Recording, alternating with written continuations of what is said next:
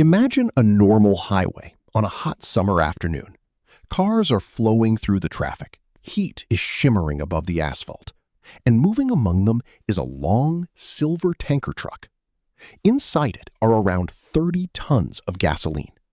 And every driver passing nearby feels the same instinctive tension. That is an enormous amount of fuel packed inside a relatively thin metal shell. Basically, right beside you on the highway is what looks like a bomb on wheels. Inside those tanks is a mixture of fuel vapors ready to ignite from a single spark. And yet, we almost never hear about tanker trucks suddenly exploding in the middle of the road. Thousands of these vehicles travel across the planet every day. They supply cities, connect to fuel pumps, get involved in accidents, and most of the time, they don't explode. So here's the question that seems to break all logic. Why can a half-empty tanker actually be more dangerous than a full one, even though common sense tells us the opposite?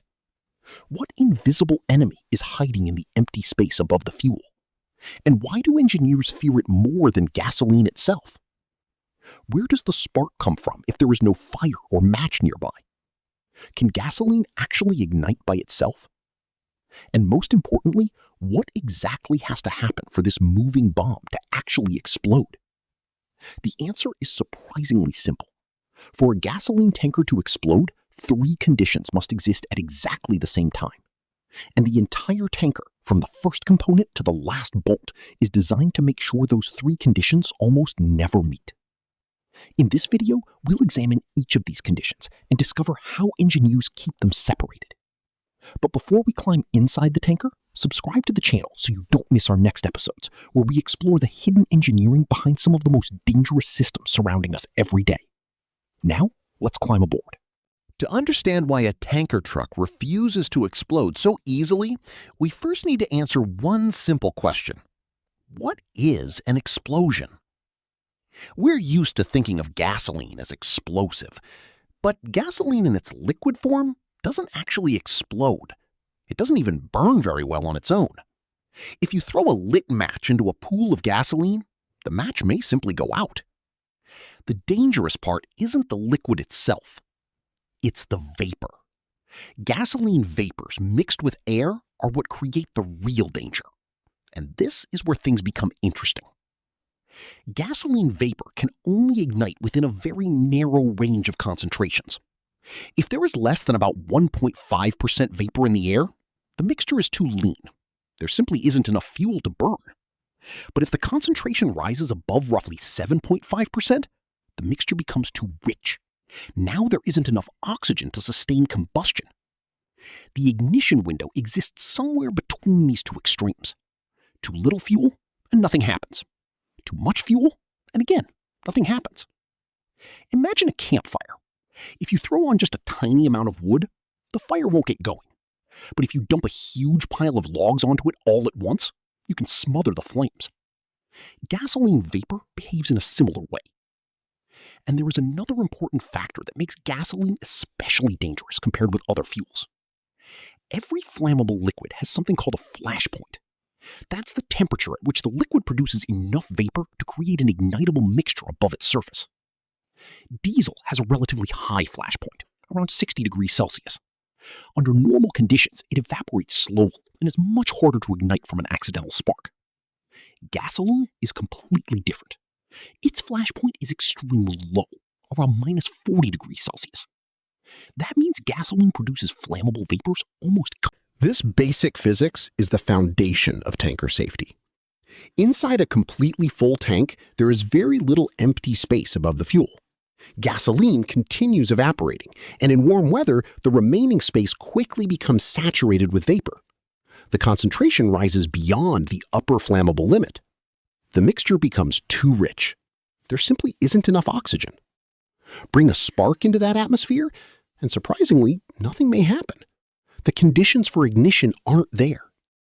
A full tanker contains an enormous amount of energy, but under normal highway conditions, that energy is trapped in a state that is extremely difficult to release as an explosion. And now we reach the first paradox.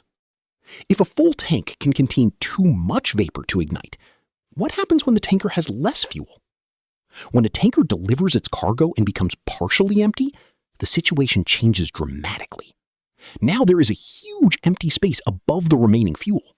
Fresh air can enter that space. The dense vapor cloud that was previously too rich begins to dilute. And eventually, the concentration can pass directly through the dangerous zone. The mixture becomes just right.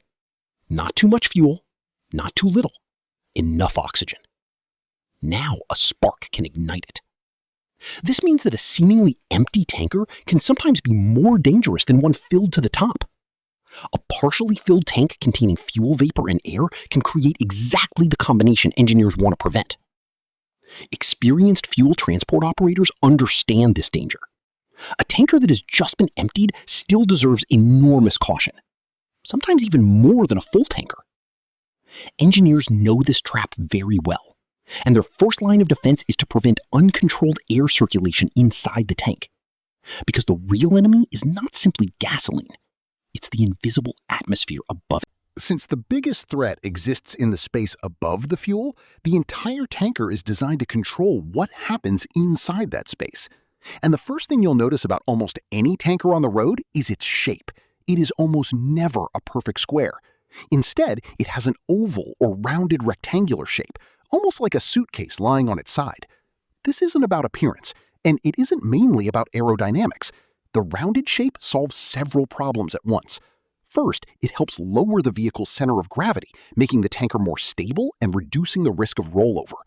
But there is another problem. 30 tons of gasoline don't behave like a calm lake.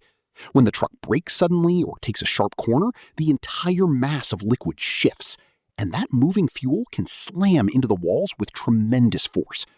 A sudden wave of liquid can destabilize a massive vehicle and potentially cause it to roll over. That's why tanker trucks contain internal partitions. There are two important types, and they shouldn't be confused. The first are solid bulkheads. These divide the tanker into separate compartments. That allows the vehicle to carry different types of fuel without mixing them. The liquid in each compartment also moves independently instead of behaving like one enormous mass. Then there are baffles. These are internal walls containing large openings. The fuel can flow through those openings, but its movement is slowed down. The waves lose energy. Instead of building into one massive surge, the liquid is broken apart before it can create destructive force. When we imagine what could ignite a tanker, we usually think of something external. A cigarette, a short circuit, a collision. But one of the most dangerous sparks can originate inside the tanker itself. Its name is static electricity. The mechanism is surprisingly simple. When gasoline moves rapidly through pipes, splashes around, or rubs against the walls of the tanker, electrical charges can build up. It's similar to the static electricity you experience when removing a wool sweater in winter. You hear a tiny crackle. Sometimes you even see a small spark in the darkness. Now imagine the same phenomenon happening with tons of fuel moving through a metal tank. The electrical charge builds, and if that charge is suddenly released at exactly the wrong moment, inside a cloud of gasoline vapor at the perfect concentration, even a microscopic spark could trigger a catastrophe. Now we understand the second purpose of those internal baffles. By slowing the movement of the fuel, they reduce the friction between the liquid and the metal. That means less static electricity is generated. But baffles alone aren't enough.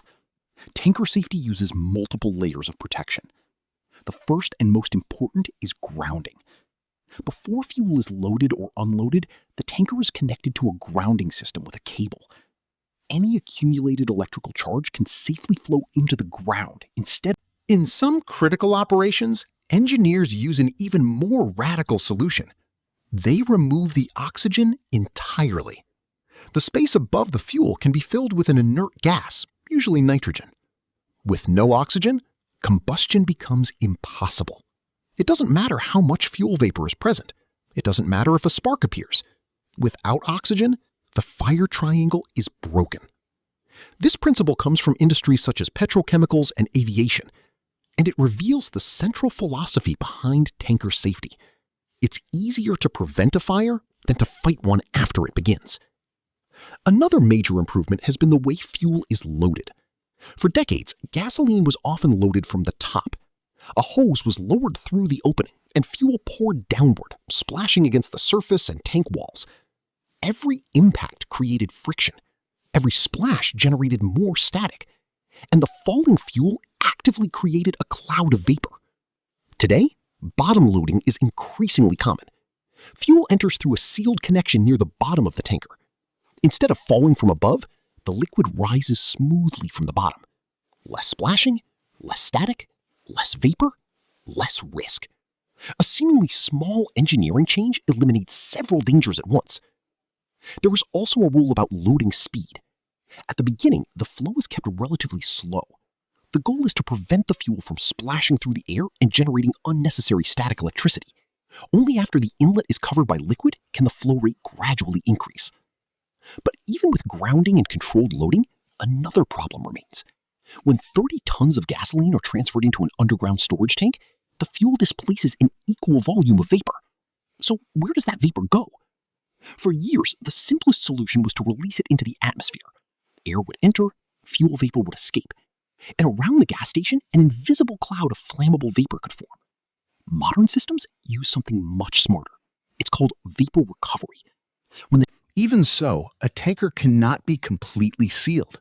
Fuel needs to breathe. And whenever a tank breathes, there is a potential path for fire. Gasoline expands and evaporates when heated. It contracts when cooled. And as the vehicle moves, the liquid shifts and splashes. All of this causes internal pressure to change constantly. If the tanker were completely sealed, temperature changes could cause the tank to expand or collapse. So tankers use pressure relief and venting valves. These allow air and vapor to move in and out when pressure changes. But that creates another vulnerability. Vapor can escape. Air can enter. And if there is an external fire, flames could potentially try to travel through the same path. That would create a direct route toward the explosive atmosphere inside the tank. To stop this, engineers use a deceptively simple device, a flame arrestor.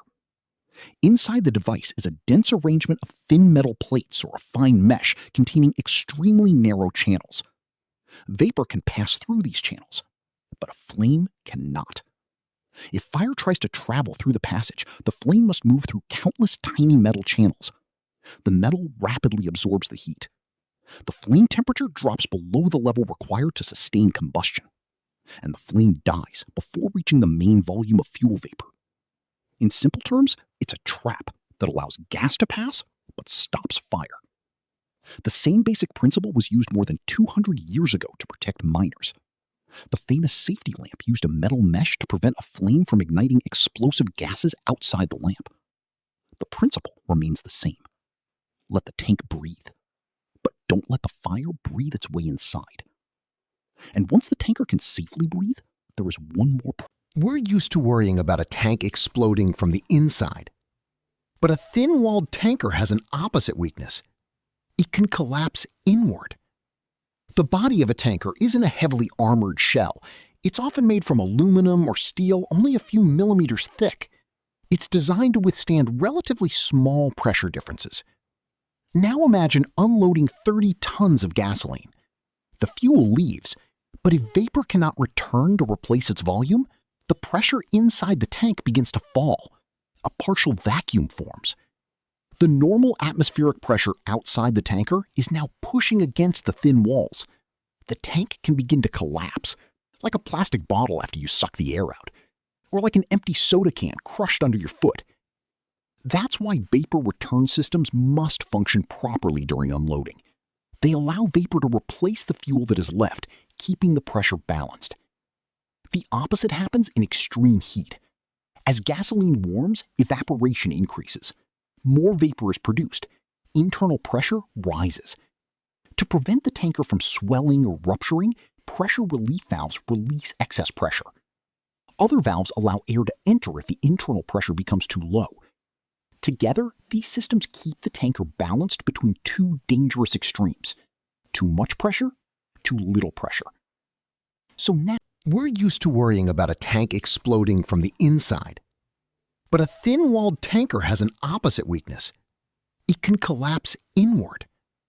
The body of a tanker isn't a heavily armored shell.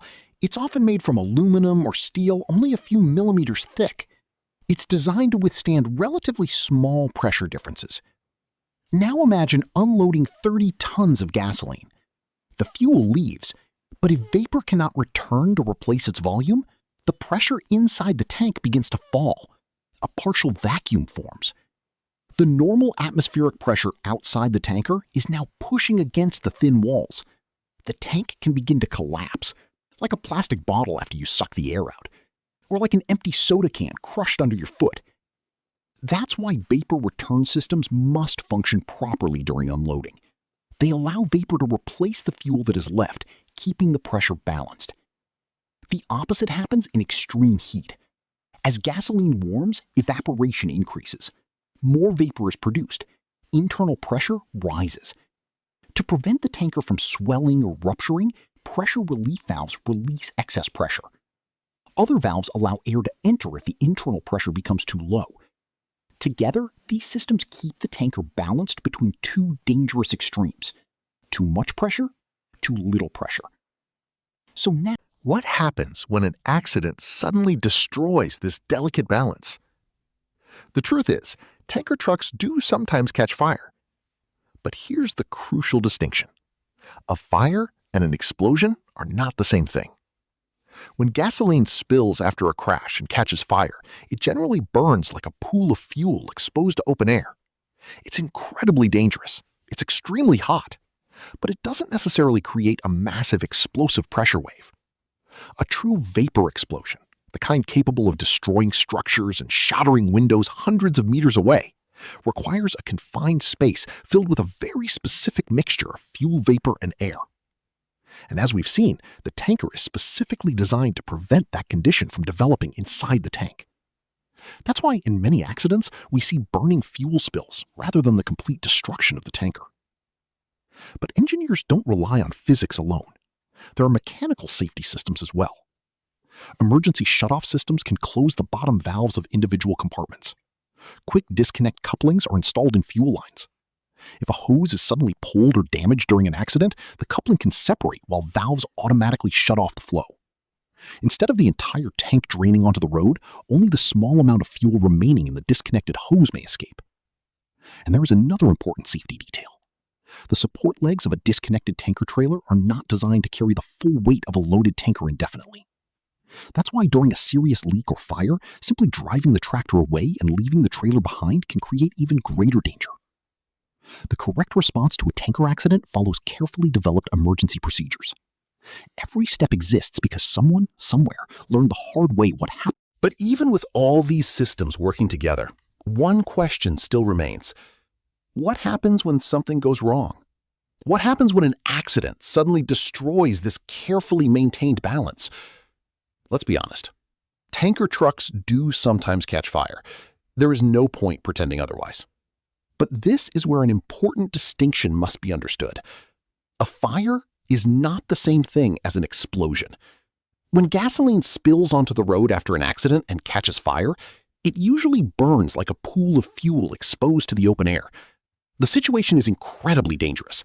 The flames can be enormous, the heat can be intense, but the fuel is burning in the open atmosphere, where there is plenty of oxygen and no confined space to trap the expanding gases. A true vapor explosion is completely different. The kind of explosion capable of tearing apart structures and shattering windows hundreds of meters away requires a very specific combination. You need a confined space. You need the right concentration of fuel vapor. You need enough oxygen. And you need an ignition source. That combination is surprisingly difficult to create inside a properly designed tanker. And that is exactly what the entire safety system is built to prevent. The goal isn't to guarantee that a tanker can never. Every tanker is equipped with emergency shutoff systems designed to stop fuel from escaping during a serious incident. The controls are positioned so emergency responders can find them quickly, even in difficult conditions. Imagine arriving at the scene of an accident. Smoke is everywhere. The tanker is damaged. Fuel is leaking. Visibility is poor. In that situation, an emergency control that is hidden somewhere deep inside the vehicle would be nearly useless. That's why these systems are designed around a simple principle. In an emergency, every second matters. When the emergency shutoff system is activated, valves inside the tanker can close and isolate the fuel compartments. The goal is to stop the flow before a relatively small leak becomes a massive spill. There are also quick disconnect couplings installed in fuel transfer lines. These connections are designed to separate if a hose is suddenly pulled or subjected to extreme force during an accident. And when that happens, valves on both sides can close rapidly. The fuel doesn't continue pouring endlessly onto the road. And now we can finally see the bigger picture. A tanker truck is safe not because of one incredible invention. It's safe because dozens of small systems work together. The shape of the tank keeps the vehicle stable. The internal bulkheads divide different fuels into separate compartments. The baffles reduce the violent movement of the liquid, and at the same time, they help reduce the buildup of static electricity. The grounding cable gives electrical charge a safe path into the earth. The controlled loading process reduces splashing and unnecessary static. Bottom loading reduces vapor generation. Vapor recovery keeps dangerous fuel vapors inside a controlled system. Flame arrestors allow the tanker to breathe while preventing flames from traveling inside. Pressure valves prevent the tank from being crushed by vacuum or damaged by excessive pressure. Emergency shutoff valves stop fuel from escaping when something goes seriously wrong. Quick disconnect couplings isolate damaged hoses. Each system has a specific job, and none of them is enough by itself. This is what makes the engineering so interesting. Safety isn't created by one giant solution. It's created by many small solutions working together. Think about it. If the grounding system fails, there are still other protections. If the loading system is damaged, emergency valves can still isolate the fuel. If pressure changes unexpectedly, relief valves can respond. If a fire appears outside the tank, flame arrestors can prevent it from traveling into the vapor space. The tanker doesn't depend on perfection. It depends on layers. And that is one of the most important principles in engineering. The safest systems are often the ones that assume something will eventually. And perhaps that's the most impressive part of the entire story. The real achievement isn't that engineers created a vehicle that can carry gasoline. Humanity has been transporting fuel for a very long time. The real achievement is that engineers learned how to transport enormous amounts of volatile energy through the middle of everyday life, right beside us, on the same roads, among ordinary families driving to work, school, and home. They didn't eliminate the danger. They learned how to manage it. They learned that an explosion needs a very specific set of circumstances, and instead of trying to fight the explosion after it begins, they designed an entire system to prevent those circumstances from ever coming together. The fuel vapor is controlled. The oxygen is controlled. The ignition sources are controlled. The pressure is controlled. The static electricity is controlled. And when something unexpected happens, additional safety systems step in. It's a chain of protection, one layer after another. And at the center of it all is a simple idea.